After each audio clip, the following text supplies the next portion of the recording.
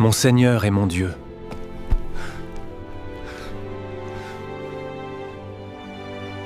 Bien-aimés de Dieu, nous célébrons aujourd'hui la miséricorde infinie de notre Seigneur. Une fête instituée par saint Jean-Paul II lors de la canonisation de sainte Faustine Kowalska. C'est à elle que Jésus a confié ce message brûlant. Je suis l'amour et la miséricorde même. Il n'est pas de misère qui puisse se mesurer à ma miséricorde.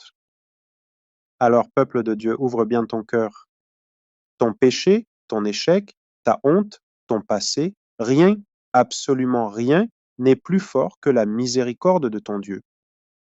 Ton erreur n'est pas ta fin, ta chute n'est pas ta condamnation, ton histoire n'est pas finie.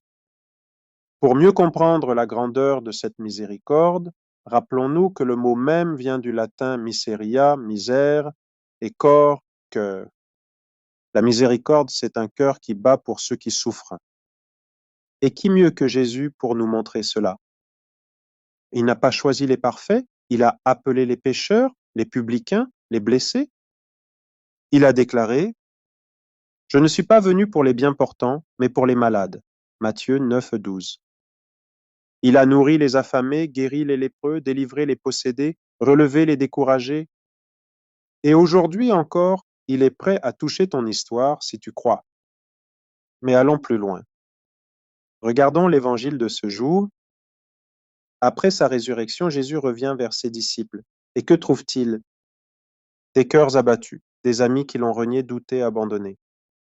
Pierre l'a renié, Thomas a douté, les autres se sont dispersés. Mais Jésus ne vient pas pour leur faire des reproches. Il vient pour les restaurer, pour leur offrir une nouvelle chance. Il montre ses plaies, il offre la paix, il invite Thomas à toucher son côté. Quelle patience divine, quelle tendresse infinie. Aujourd'hui encore, Jésus tend ses bras vers toi, non pas pour t'accuser, mais pour te relever et te redonner ta dignité. Alors que devons-nous faire pour entrer dans cette rivière de miséricorde? D'abord, la première clé est l'humilité du cœur repentant. Oui, confesse-toi. Le diable tremble quand tu te repens sincèrement. Il te pousse à la honte pour t'enchaîner, mais quand tu avoues ton péché, le ciel s'ouvre et l'enfer tremble. Chaque confession sincère est une victoire du Christ sur ta vie. Même si tu es tombé 1000 fois, le Père t'attend encore et encore, comme il attendait son Fils prodigue, Luc 15, 11, 32. Dieu n'a pas honte de toi, c'est toi qui as peur de venir. Alors ose, reviens, sois libre. Ensuite, il y a la deuxième clé, le pardon offert aux autres. Oui, tu as été blessé, oui, tu as été trahi, mais Dieu te demande de pardonner. Pourquoi? Parce que pardonner, ce n'est pas dire que ce qu'on t'a fait est bien. C'est refuser de rester prisonnier de la blessure. Voyez, miséricordieux, comme votre Père est miséricordieux. Luc 6, 36. Si tu refuses de pardonner, tu t'enchaînes toi-même, mais si tu pardonnes, tu ouvres la porte de ta liberté.